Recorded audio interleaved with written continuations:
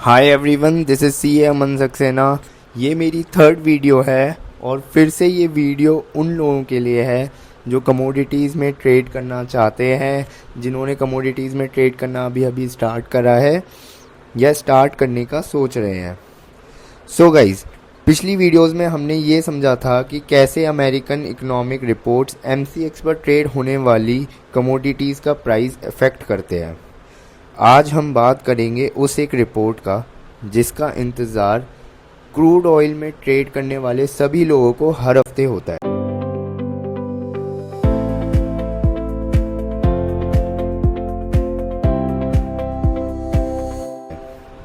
देखो, हमें पता है कि किसी भी कमोडिटी का प्राइस उसकी डिमांड या सप्लाई से डिसाइड होता है, बट एक्चुअल क्वेश्चन ये है कि हमें कैसे पता चलेगा कि मार्केट में उस कमोडिटी की डिमांड ज़्यादा है या सप्लाई।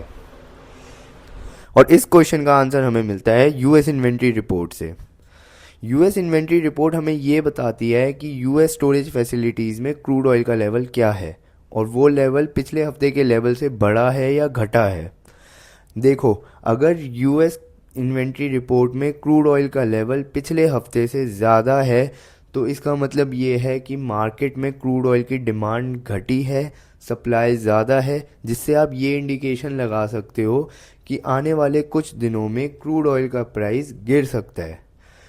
बट अगर इन्वेंट्री गिरी है तो इसका मतलब ये है कि क्रूड ऑयल की डिमांड बढ़ गई है, सप्लाई कम है और आने वाले कुछ दिनों में क्रूड ऑयल का प्राइस बढ़ सकता है। बट सिर्फ एक्चुअल नंबर्स के ऊपर नीचे होने से कुछ नहीं होता। गेम होता है एक्चुअल वर्सेस एक्सपेक्टेड नंबर्स का। एक्सपेक्टेड नंबर्स हमें एनालिस्ट और एक्सपर्ट्स क्रूड ऑयल की एक्चुअल रिपोर्ट आने से पहले ही दे देते हैं और मार्केट भी खुद को इन्हीं के हिसाब से पोजीशन कर लेता है। सपोज करो कि last week US crude oil inventory X थी और एक्सपर्ट्स ये सजेस्ट करते हैं कि इस हफ्ते हमें 20 मिलियन बैरल क्रूड ऑयल का विड्रॉल दिखाई दे सकता है। विड्रॉल का मतलब ये है कि 20 मिलियन बैरल से इन्वेंट्री कम हो जाएगी। अब मार्केट अपने आप को पोजीशन कैसे करेगा? 20 मिलियन बैरल का विड्रॉल का मतलब है कि मार्केट में क्रूड ऑयल की डिमांड ज़्यादा है और प्राइस अप जा सकता है। ट्रेडर्स फ्यूचर्स परचेज करेंगे, कॉल्स परचेज करेंगे और ख़ुद को पोजीशन कर लेंगे फॉर प्राइस अपसाइड मूवमेंट के लिए। ये अगर इन्वेंट्री की एक्चुअल रिपोर्ट आती है और वो 20 मिलियन बैरल का विड्रॉल ही शो करती है तो मार्केट में मोमेंटम नहीं होगा, बहुत ज़्यादा मोमेंटम आपको दिखाई नहीं देगा। बट अगर विड्रॉल की जगह सपोज करो जो एक्चुअल रिपोर्ट होती है वो 20 मिलियन विड्रॉल की जगह आपको बिल्डअप शो करती है तो वहाँ आपको सेल ऑफ दिखाई देगा। जितनी भी मार्केट ट्रेडर्स ने पोजीशन बना रखी थी, कॉल बाय कर रखे थे, फ्यूचर्स बाय कर रखे थे, वो एक सेल ऑफ होगा क्योंकि बिल्डअप हुआ है। क्रूड ऑयल का प्राइस गिरेगा, फ्यूचर्स सेल होंगे और आपको एक चांस मिलेगा शॉर्ट सेल करके पैसे कमाने का। ऑलराइट गाइज, अब जो आपको स्क्रीन पे दिखाई दे रहा है ये है यूएस क्रूड ऑयल इन्वेंट्रीज़ का डेटा जो हमने investing.com पे ओपन कर रखा है। आप इसमें देख सकते हो कि US crude oil inventory report every week release होती है। बीइंग मोर स्पेसिफिक, ये आपको मिलेगी every Wednesday at 8 PM Indian time के हिसाब से। आपको इसमें मिलेगा रिलीज़ डेट, रिलीज़ टाइम और ये जो फिगर्स आप देख रहे हो यहाँ पे ये है आपकी एक्चुअल चेंज इन इन्वेंट्री, ये है आपकी फोरकास्टेड चेंज इन इन्वेंट्री और ये आपकी प्रीवियस चेंज इन इन्वेंट्री। ये बेसिकली आपको चेंज इन इन्वेंट्री बताते हैं प्रीवियस इन्वेंट्री लेवल्स से।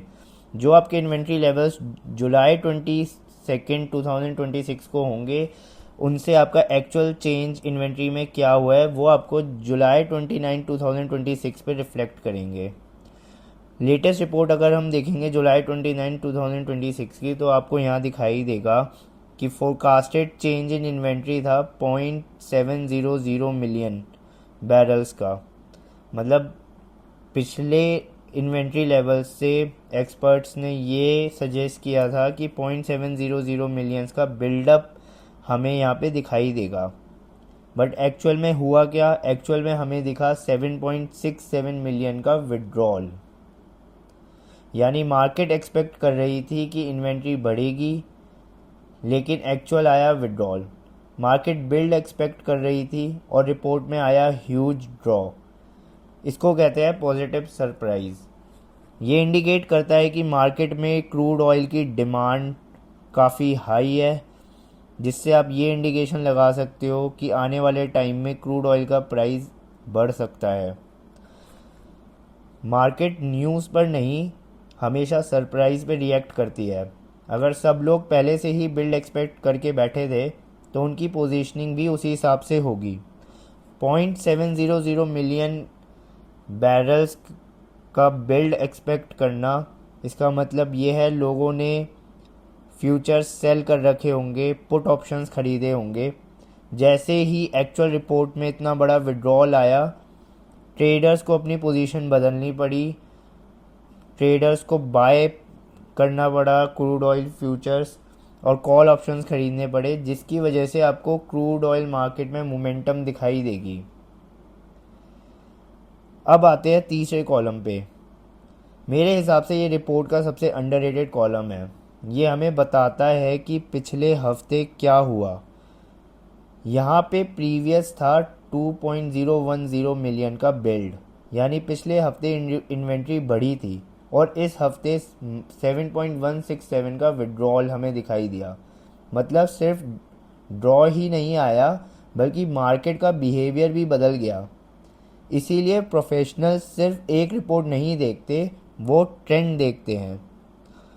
अगर आप स्टार्टिंग से ट्रेंड देखोगे तो आपको विड्रॉल्स नज़र आएंगे, और जाहिर सी बात है ये विड्रॉल्स इस वजह से नज़र आ रहे हैं क्योंकि यूएस ईरान वॉर चल रही है और यूएस की क्रूड ऑयल की खपत बढ़ गई है, प्लस उनके एक्सपोर्ट्स भी बढ़ गए हैं। इसलिए हमें यहाँ पे ज़्यादा विड्रॉल नज़र आ रहे हैं। बट जुलाई 8 को आप देखोगे तो वहाँ पे आपको इन्वेंट्री बिल्ड दिखाई देगा 2.998 मिलियन का, और जिस वजह से ये इंडिकेशन भी है कि यहाँ पे क्रूड ऑयल का प्राइस गिरा होगा क्योंकि सप्लाई सफिशिएंट है और डिमांड कम है। अगर आप नीचे पूरी हिस्ट्री देखें, कभी लगातार ड्रॉज आ रहे हैं, कभी बिल्ड्स और कभी एकदम से बड़ा सरप्राइज़। इसी सीक्वेंस से मार्केट की स्टोरी समझ आती है। एक रिपोर्ट सिर्फ एक चैप्टर होती है, पूरी हिस्ट्री नहीं। इसलिए अगली बार जब भी इन्वेंट्री रिपोर्ट देखें, सिर्फ 3 चीज़ें देखिए। पहला, एक्चुअल क्या आया है, फोरकास्ट क्या था और मार्केट सरप्राइज हुआ या नहीं। तीसरा, प्रीवियस और पिछले कुछ हफ्तों का ट्रेंड क्या रहा है।